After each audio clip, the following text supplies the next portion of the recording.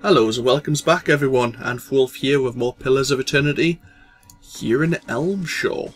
On our way now to enter the cave system here, probably to get our butt handed to us by even more ogres. We may want to rest before we actually come in here. In fact, we may as well. Camping supplies aren't really all that expensive anymore, and I'd rather have Olaf Endurance's abilities maxed out and ready for use once again. The morning is cold and silent. You are upon the plateau of the birthing bell, and there is no sound and no wind. The sky is a smooth mortared grey, and the forest beneath the plateau nothing more than a jagged black silhouette. Even the rock, the Adra around you, it feels colder. The sun's warmth bled from it. Against the cold black drop of the sky you see the great birthing bell, hanging from its arch of Adra. Its surface is tarnished, and the shadows inside the bell are dark and still. It seems to press down upon you, or simply sadly watching, as if standing above a grave formed from the table of the plateau and the remains of the mother's womb that now covers its surface. And there is something heavy in your hands. It breathes, gurgling slick and wet. Yet that is all it is. You find yourself filled with fear. You don't want to look at what you are holding. You don't want to touch it with your mind. And it is all you can do not to cast it from you. But we're going to examine what lies in our hands anyway. The mass before you is vacant. Flesh in the shape of a newborn. Bubbles of saliva bunch at the mouth, expelled by its steady gurgling breath. Its arms, legs, head lolling, limp. No thought, no struggle, no desire to cry out in protest or pain. There is nothing from within. There is an absence in your hands. Your hands tremble, shake, and the silence is broken as the chimes on your wrist echo with the trembling. And the chimes do not echo in the thoughts that mass in your hands. There is no soul within to hear it. The only emotions blanketing the plateau are the pain of the mother, the child's breaths, its heart beats, but it makes no cry. The child feels light, empty. There is no joy in it, no fear, no thoughts at all. Yet in the hollows inside it, it breathes. A thing of habit, not of life. You cannot move. Your trembling has subsided, and the birthing chimes on your wrists are as still as the child. The mother is crying, eager to see, begging to see the child. You feel a sudden spike of fear of being hunted. If you give the child to the mother, you will be blamed, and the anguish and rage shall fall upon you. She will not spare you or anyone you love. Of this you are certain. But you did not cause this. You don't think you caused it. And the mother begs, her arms outstretched. The chimes sound once more as you give the child to its mother, and as the chime fades there is an eager gleam, the welling joy, the questioning, and you draw upon it, deeply, letting the hope stream into her eyes, letting her ears fill with the cries you have heard countless times past from other children on the bell. You hear the laughter in the mother's voice, in streams of tears that run down her face, and with a practiced motion you weave a life that will never be into her eyes and thoughts. She will care for the child as if it were whole until you set her free. She will care for it until you find a way to heal what has happened, until the reality cannot be dispelled anymore. And still, cradled in the weeping woman that birthed it, the child in her arms does not hear the cries of her mother, and does not react. It is an empty thing that breathes and carries nothing within it. And the chimes on your wrist lie still. They are bound to you like chains. Never the sound inside a newborn's mind, ever again. Well, crap. That's depressing. The Grieving Mother helped give birth to a Hollowborn, but then faked that it was hollow to the mother. And then guessing that's why the chimes on her wrists remain? Huh. Well, she wants to speak to us, so we might as well, before we enter the cave, and discuss the dream we just had together. Or the memory, I should say. Your mind comes bearing questions, Watcher. Indeed, and we normally end up disagreeing. But we had questions for you. I saw a Hollowborn at the birthing bell. The Grieving Mother's head bows, and she raises her hands, cradling them slowly so the chimes do not sound as she moves them. You feel a chill in the air, as if the vault of your mind is growing, too large for the thoughts within, and your breath is laced with a chill. To your horror, you hear her breathing, ragged, hacking, but strangely steady, and you can see saliva bunching at the corners of her lips, becoming thick ropes of drool that cast themselves down her chin. There is a smell of blood in the air, new, wet, and a salt, sharp tang in your mind. Coupled with this is the smell of sodden undergarments clawing at your senses. Let's take her shoulder and try to steady her. Stepping forward, you fall hands on her shoulder, and then you feel her beginning to fall, rigid as a falling stone, and you place your other hand on her shoulder to steady her. Throughout there is the horrid steady breathing. Her clothes are wet, as if she's burning with fever beneath her tangled hair and beneath her threadbare robes, as if she is giving birth. With a slow hissing intake of breath, her head rolls back on her shoulders, her eyes pressed tightly together like the lids of a newborn, yet past the lids you can feel the piercing stare. Vacant, cold, horribly. You sense nothing from her, not a thought, like the Hollowborn you held in her memory. You know if you try to pull away now, she will vanish into herself, and vanish from your thoughts, perhaps forever. You have a terrible feeling that whatever connects the two of you will be cut. She is as helpless before you as a child, and you should search your thoughts for a way to coax her to you.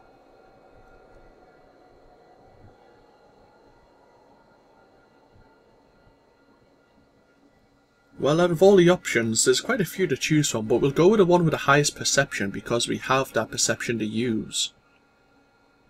So we are going to imagine the cries of the newborn from the first memory when you met. She jerks slightly before you, then her head tilts, and her steady breathing breaks and she gives a racking cry.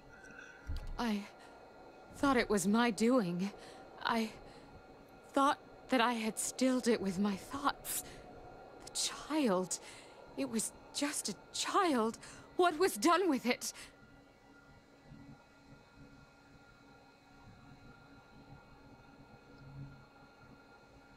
I do not know. I think you helped give birth to the child and then gave it to the mother. Her breathing is steady again, but there is a life in it where there was not one before, and her emotions are building in her. Apprehension, confusion, welling up. She seems afraid to do more than simply be aware the memory is there.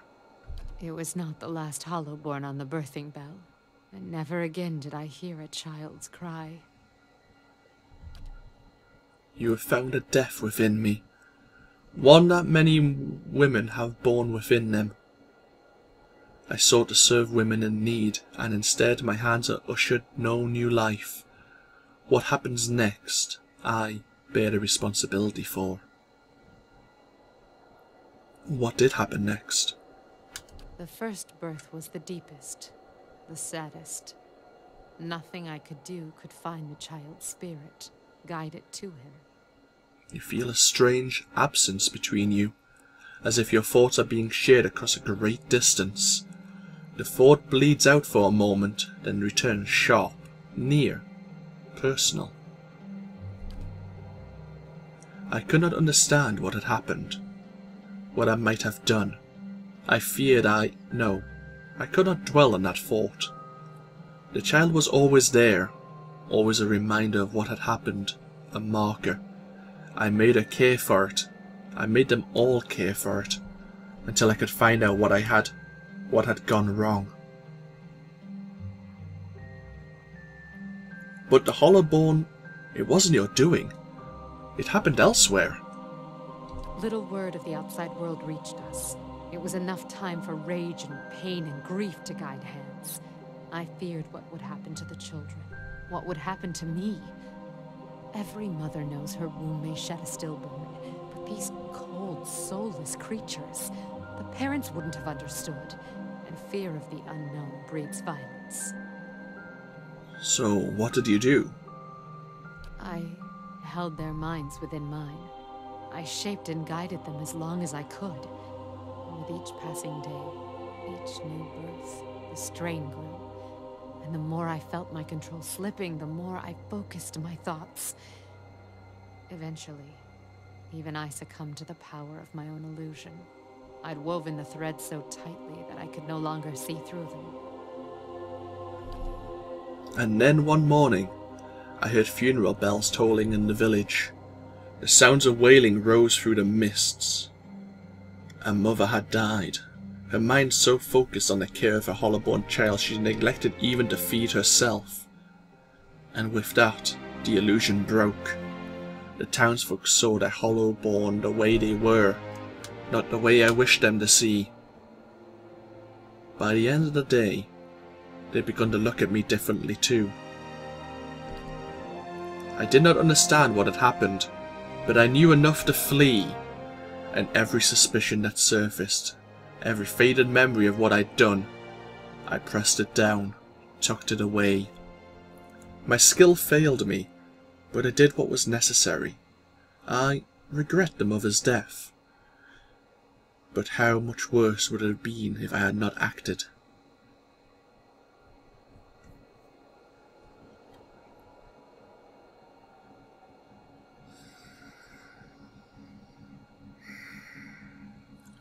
How should I react to the Grieving Mother right now? I'm kind of two ways about it myself personally. I can't defend her to say she was defending herself, but the fact that she was trying to lessen the grief, she just went about maybe the wrong way. I'd say, yeah, protecting the innocent lives is worth any price. But should I?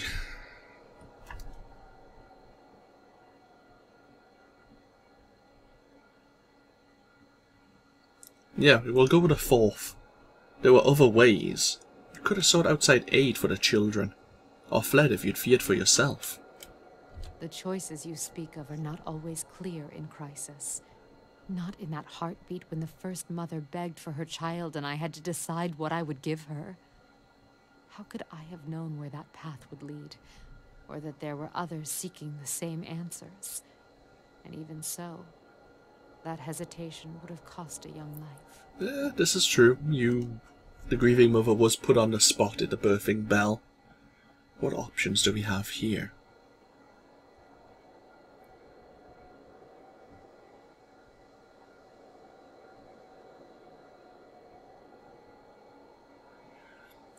Yeah, we'll go with the first. The right thing is not always easy, and yet if we can redeem the lost children of the Deerwood, our struggle will be worth it. The Grieving Mother's mind is silent and still for several moments. She lets your words wash over her, seeping into the cracks of her own thoughts. My actions only caused more misery. Worse, I took from an entire village, made them as empty and helpless as the children I sought to protect. But you feel it was right to hold and direct their minds, even knowing the cost?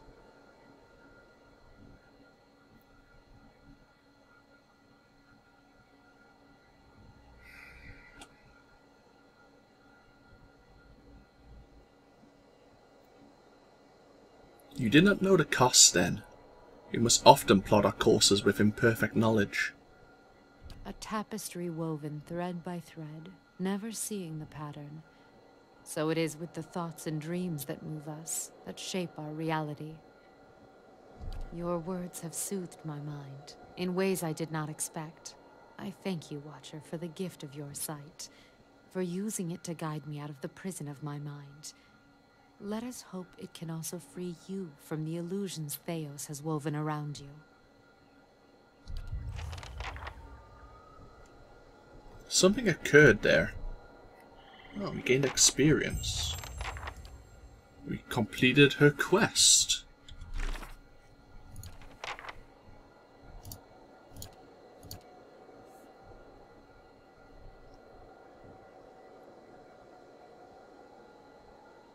The Grieving Mother is still haunted by her actions at the birthing bell, as well as by her ultimate failure to protect the Hollowborn there. Nevertheless, she did the best she could at the time. If we find an opportunity to reverse the legacy, I know it'll be worthwhile, whatever the cost. And we have a new adventure added to our stronghold. And taxes were collected. Wow, a lot of things happened in that time. Your thoughts must flow deeply indeed. Indeed. Right, so let's have a quick look at our level then. Just shy of 5,000 experience to gain level 11. Very nice. Mind saying 5,000 for each character is 30,000 experience altogether. Which is a fair bit away. 10, 12 quests maybe. We did just quick save. Let us go into the caves. Which is what we were meant to be doing about 15 minutes ago, but we did a good thing.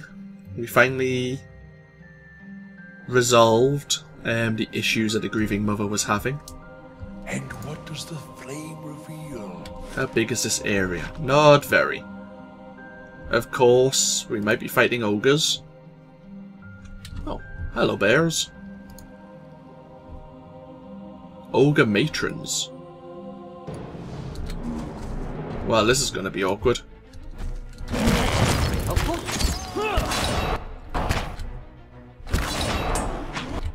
Oh, crud.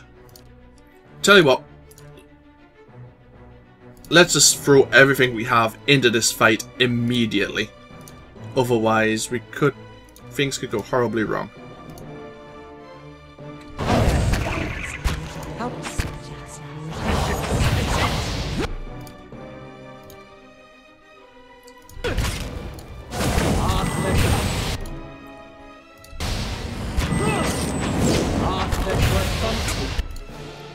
Start healing people, please.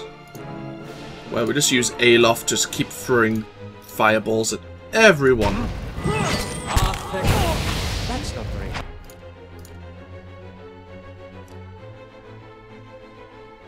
Oh, there's Nalrend the Wise. Okay.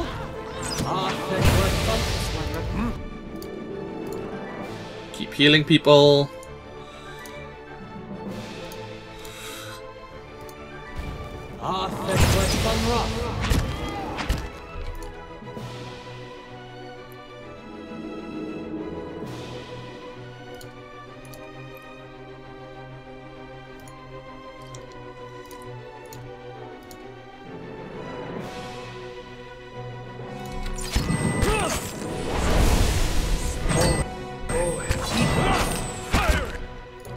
Keep healing.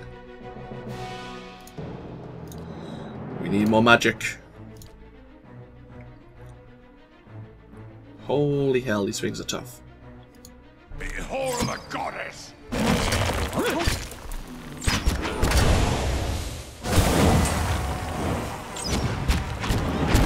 Yeah, I tell you what, let's just quick load. Holy hell.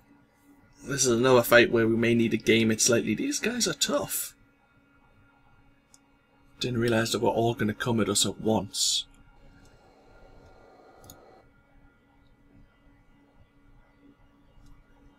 But ogres were definitely a challenge in the endless paths of Odd New Year as well, so it's understandable. If secrets whisper here, I shall listen for them. What we can do though, since we know they're all there now, at least, is prepare accordingly. Hey. Let's get everyone falling back. Huh? We want to have plenty of time to prepare ourselves properly. I'm here. Your thoughts must flow. Yes? What? Is this going to be far enough, or can we go even further? Your thoughts must flow. How may I help? What? Hey. Right, this'll do. What? Throw that there. Lavaro. Bio. Si. Excellent. Right. Let us quick. Oh, actually, 2 seconds. Let's assign Hera to the average adventure. Let us quick save. Excellent. Right. We are now in combat. How long does this cloud last? 14 seconds.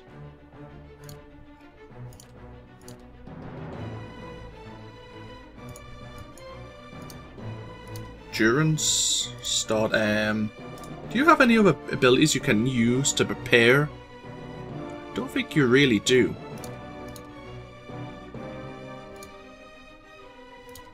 Do you have any abilities to prepare people?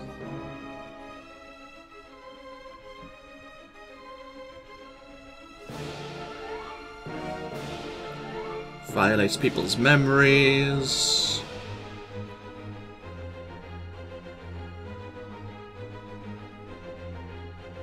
Nope. Okay, that's fine.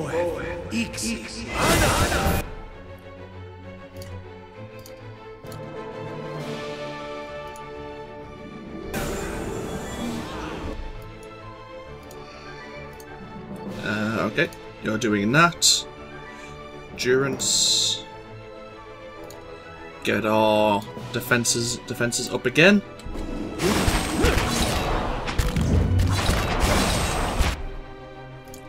Alof. Firewall for me, please.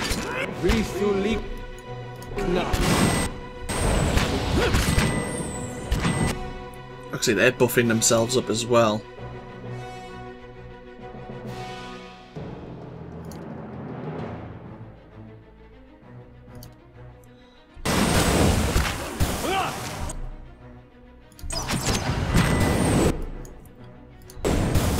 Everyone fall back slightly.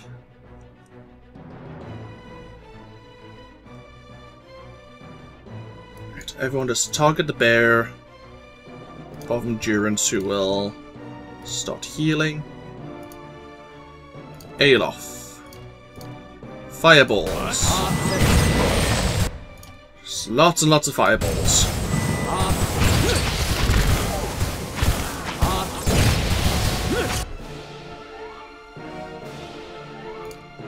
Endurance, keep healing.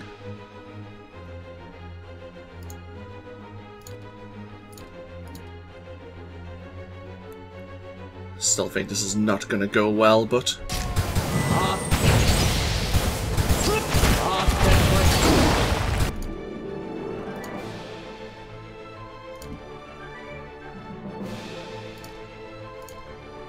let's keep going.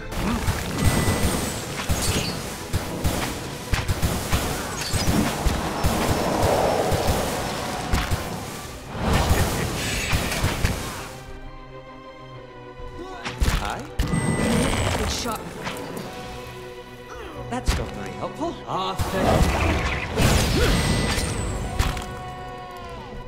Yeah, I don't think we can take them. Even gaming them, they're quite tough.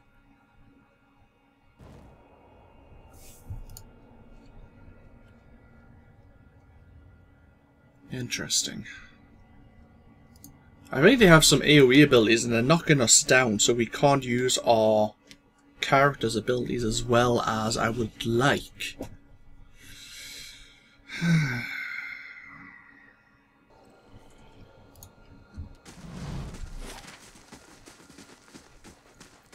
But we are playing on, well, I'll say we are playing on normal difficulty, but the game is quite a difficult, quite difficult at points. Might need to come back later on.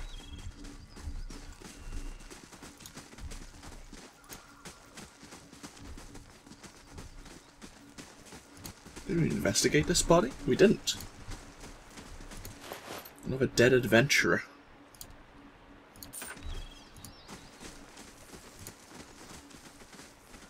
I wonder if they've been killed by the creatures around here after Glonforthans have been dealing with them.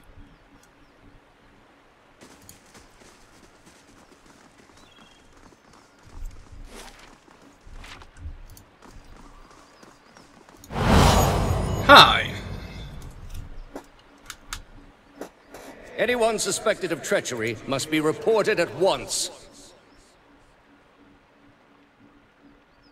Is that Theos? It is Theos. Robed man, robed woman. Good, you have come. You have heard of the recent defections from our order caused by this apostate in Kratom. The pale image of Theos beckons you with a curl of translucent fingers. The answer floats to the surface of your consciousness, remembered from ages long ago. Yes, I have. This is a dangerous woman whose lies spread like plague. She inspires chaos, sows conflict. Because of these unusual circumstances, I am speaking to all our initiates personally to ensure there is no more dissension. You mean because she was one of us? Who she was no longer matters. If her following continues to grow, there will be war, and all our work will be undone. You were recruited from Kratom, were you not? You must have known this heretic woman, Yavara. At hearing the name, a flood of memory pours into your mind. Oh. We have some interesting choices. Let's go with one of the more interesting ones. She's my sister. This is deeply troubling. She cannot be your sister. Not anymore. For the love of the gods, you must destroy all feelings you have for her. I understand. What I ask is no simple thing. But this is the only way I can keep your soul safe. I am trusting you to remain loyal to the gods in this.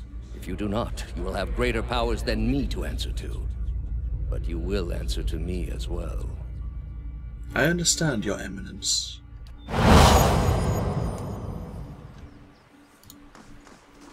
I do like these little peeks into our past with Theos. He seems to know us quite well, but or maybe he can peek into our previous lives as well.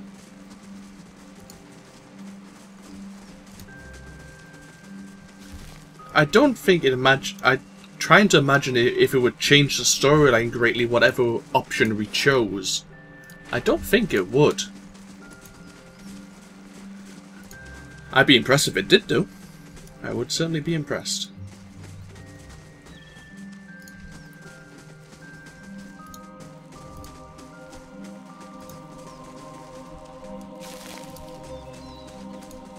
So here is the end of the pathway, leading us to Half Song. Let's let him explore.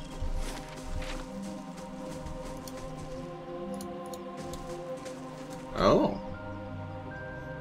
Ah, that's the way we get crossed over. Okay. Didn't see that little pathway here.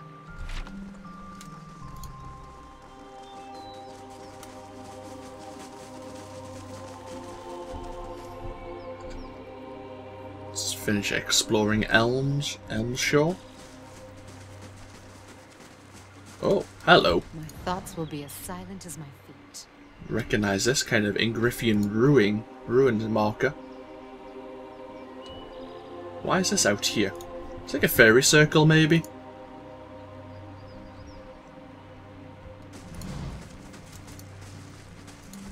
Has to be some purpose for this. Maybe we'll come back here later and discover if it has any uses. Maybe for a side quest, or maybe it's just purely decorative.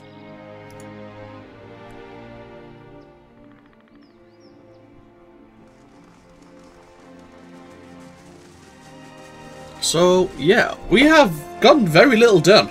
I have to admit, looking back in the past half hour, we have, well, we resolved the quest with the Grieving Mother and helped her balance her mind once again. But other than that, we tried to defeat the bounty we had on the Ogre Shaman and failed quite horribly a few times. And now we've unlocked the area of Halfsong, which I suppose we will travel to in the next video. So this of course is AnthWolf with Pillars of Eternity. Feel free to comment below if you so desire, and I will see you for more of the game as we continue and see what happens next. Until then, bye bye now.